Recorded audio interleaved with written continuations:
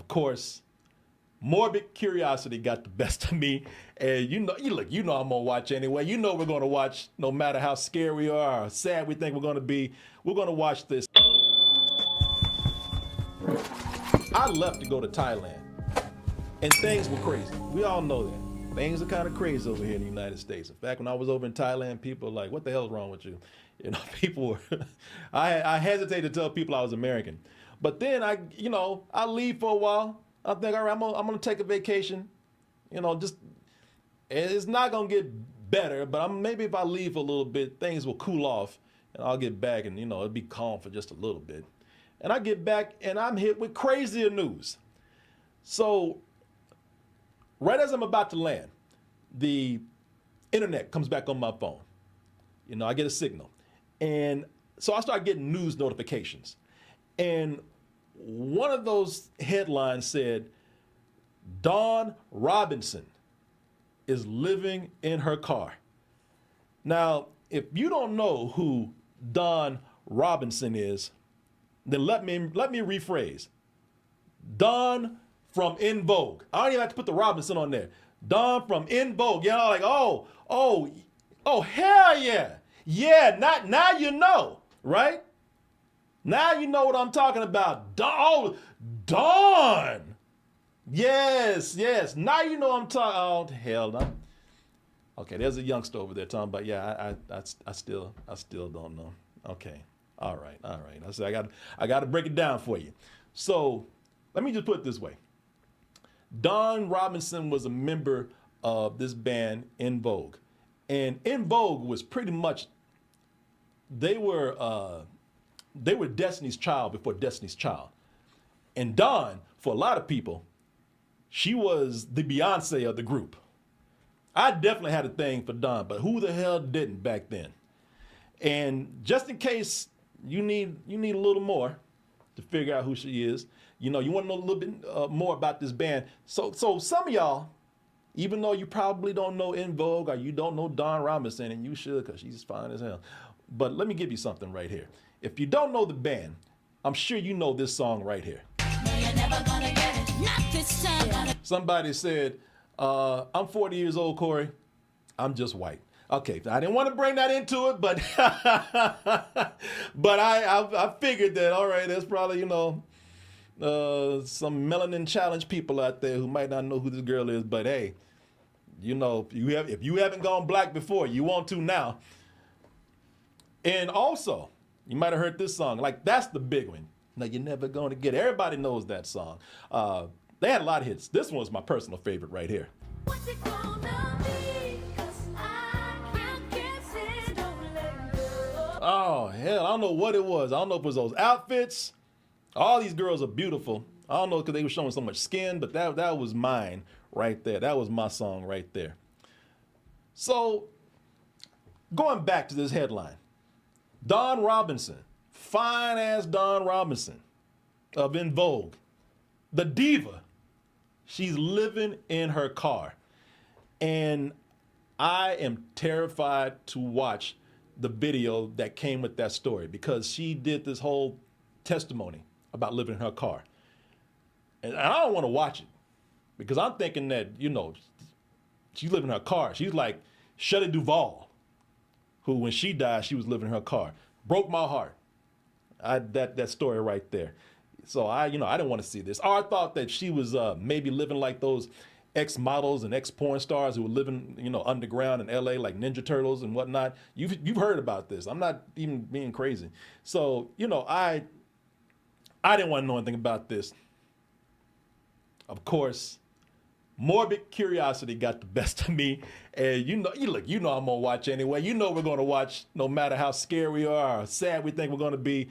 We're gonna watch this. And so, as I said, she put out a testimonial of her, letting everybody know, yes, I am living and sleeping in my car.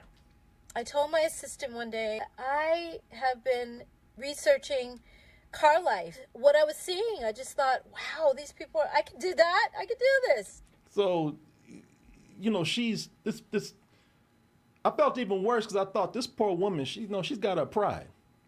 Because I'm looking at her, And I thought, I thought she was gonna have meth face. I thought she was gonna be like a hobo, have teeth missing and have those, fingerless gloves and, damn trench coat on or something. I didn't know.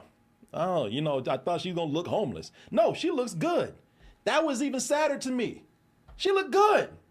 Still got that. She still looked like Dawn to me, man. A little older and a little more stripped down, but still beautiful to me.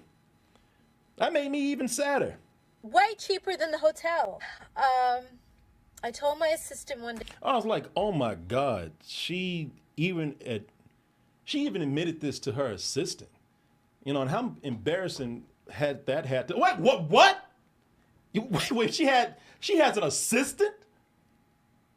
I thought, when you living in your car and you telling people you're homeless and you have an assistant. And when she said I had an assistant, I thought maybe she meant like a virtual assistant. I thought maybe she's talking to Alexa or she's talking to Siri. Nah, man. No. She let us know. I have an assistant who's real. And then I have my assistant, Nisi. Sorry.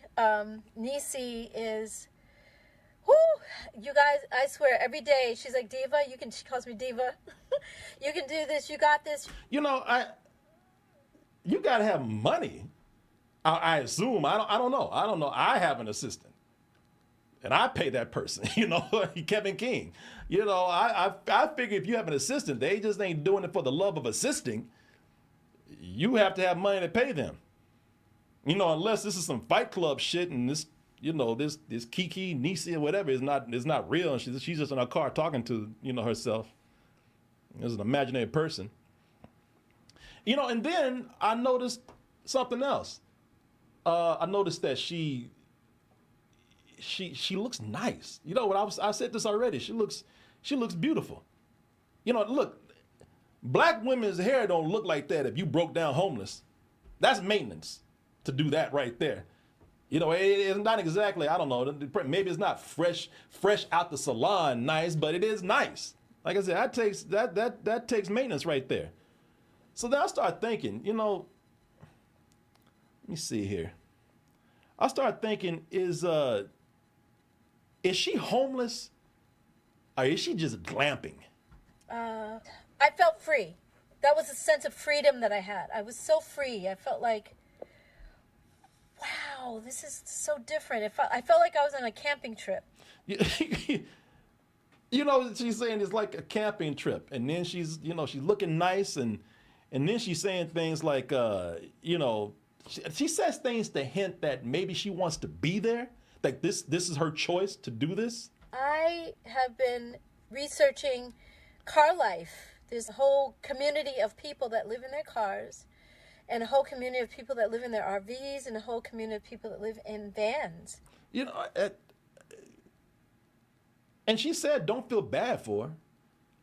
In fact, I'm going to tell you something. I was happy that she was living in her car because I told you I had a thing for her.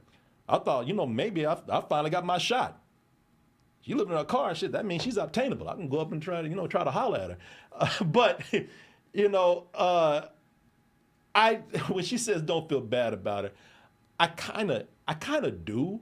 And I don't want to be like that because I don't want to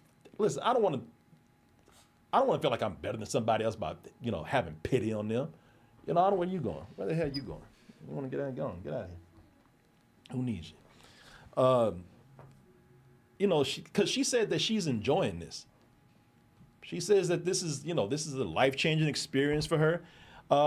And, like I said, it's her choice. She said it was her choice. What she's making it sound like, I don't know if y'all know this movie. This is a movie with Frances McDormand.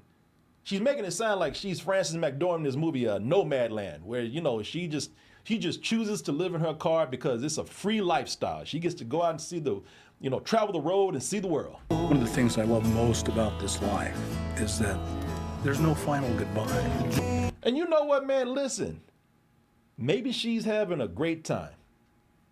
Maybe she's having the longest camping trip of her life.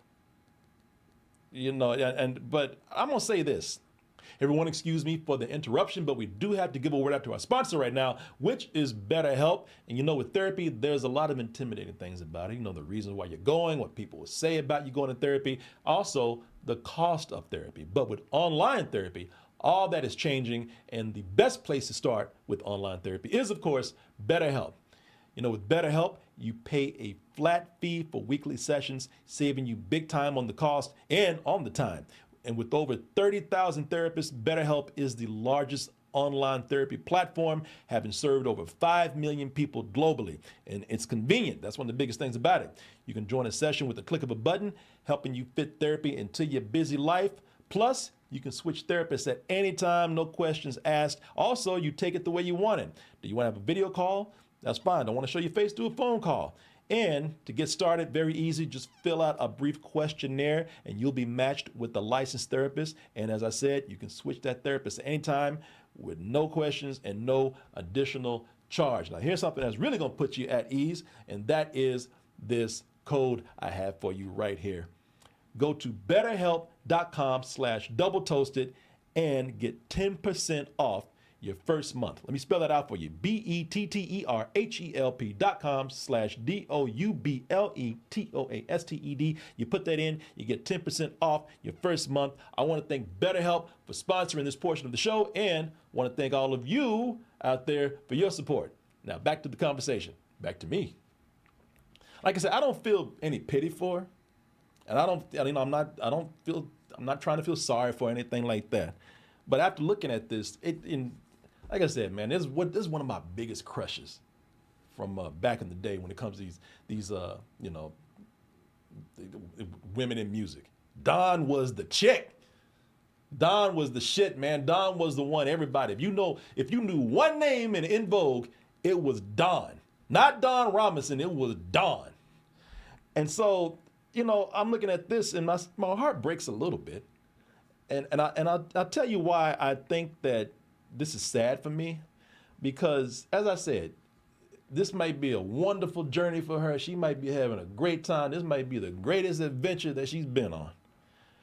But I'm not sure. I'm not sure if it really is completely her choice, because it sounds like there's sort of a struggle there. It sounds like there's kind of maybe a money struggle that's going on. She talks about how, for one, she lived with her parents at one time, and she had to leave because she didn't get along with her mom. And in the interim, I was living with my parents in Vegas. And that was wonderful until it wasn't. I love my mom, but she became very angry. And a lot of her anger she was taking out on me, and I was her target all the time. And I was like, I can't deal with this. Like, yeah, because it's two grown-ass people living in the house. If I was living at home with my mom, we'd be arguing too. But she talked about how she was living with her parents, and then she talked about she had a co-manager, and the co-manager, she had to try to get the co-manager to help her find a place to live, try to, until she could get on her feet, and she was going to stay with him, and then he was going to help her try to find an apartment or some kind of arrangement for her.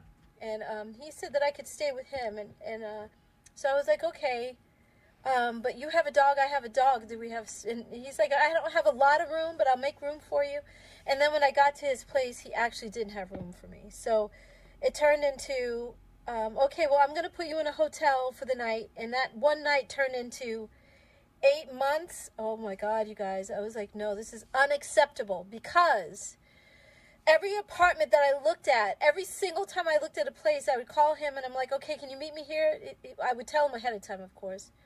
And then he wouldn't meet me there, and so I would take video and send it to him. So, I'm not trying to, man, I'm just telling you, it was a shock for me, because I was so into En Vogue at the time, and I was so into her. It just took me back, and I just don't want her to suffer. Now, I've heard stories about her where she's been a problem. She's hard to work with. Her husband has said things about her. In fact, he called her a bitch. Damn, Pixie down here coughing up something. You all right? Yeah, he called her a bitch, and people have, on reality shows, she's been a problem. But man, I don't want to see anybody suffer. So listen, if she truly is happy living in her car, and she's having a grand adventure, doing whatever the hell she's doing, then that's fine. That's her business. That's nobody's business but hers, except when she films it and puts it out there. And again, like I said, you homeless and you got you got a channel that you posting stuff on. But that's nobody's business except for the stuff that she chooses to put out there and tell people. I'm happy for it, but I just don't think it's a choice, and it saddens me to know that maybe she's struggling, maybe she has money problems. She's trying to find a place to stay. She's trying to get her career back on track, and I don't know if this is all truly a choice, and if it isn't, that breaks my heart a little bit. That's all. Yeah, the music business is rough. It's crazy. People get ripped off all the time. So I don't know what she's been through with in the music industry, and maybe some of this is her own doing too. Bringing some of this on herself. I don't know. But I hate to see that, man. Also, I mean, regardless of what happened to her, man, she was the diva back then. Her and all those girls, man. All those girls in En Vogue, man. You see somebody who was beautiful like that and back in that heyday, and you don't want to hear stuff like this. It is a fascinating thing, though. Man, that's the thing about the internet. The internet is such a fascinating place, man. Back in the day, you wouldn't get this. Somebody would report about this person living this lifestyle or doing whatever. And now you get people just coming out and giving testimony of their own and being very personal and putting, all their business out there. And I kind of like that. I mean, regardless of what her situation is, I do like that she's able to come out and just talk frank with people and just let them know. And just, it's like, this is the closest I thought I'd ever have a conversation with Dawn of En Vogue, sitting here, but her telling me she's living in her car. But this is like having a conversation with her. Yeah, somebody said, "You never gonna get it." I have a better shot than I did back in the day, and I'll take this Dawn any day. I'll take Dawn in any kind of way. Yeah, at least she has the health, man. She still looks good, if you ask me. I hope she'll be all right. Man. I would love to see her get back on top again. I would love to. I want that for anybody out there. It's just that, man. Hey, listen. When you see somebody back in their prime, or back when they were at the top of their career, you see them, even if it's a choice, you see them living in their car. It's a little bit of a letdown, man. But hey, that's none of my business. That's her life. I'm just wishing the best for her, man. That's all. I tell you what. Meanwhile, I'm thinking about going camping. I wonder where she's staying. That'll be the best camping trip of my life if I could camp out with her.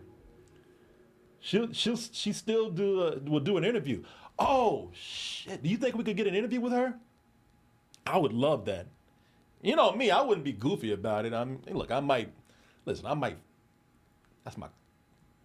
crush right there. I might, fan out just a little bit, but I'm very curious about a lot of things with her, man. I would love to do an interview with her. Kevin, let's set this up, man.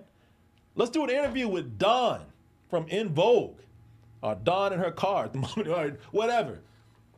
I got a lot of respect for her, man. The thing is, I think a lot of this is her pride talking. That's just me. That's what I would like to talk to her about. I think, some of this is it's not completely a choice, or she's trying to figure it out. I think there is a little bit of a struggle going on. And her talking about how great this is, it's just a little bit of pride talking. And I admire that. But that's like something I want to ask her, and I would ask her that.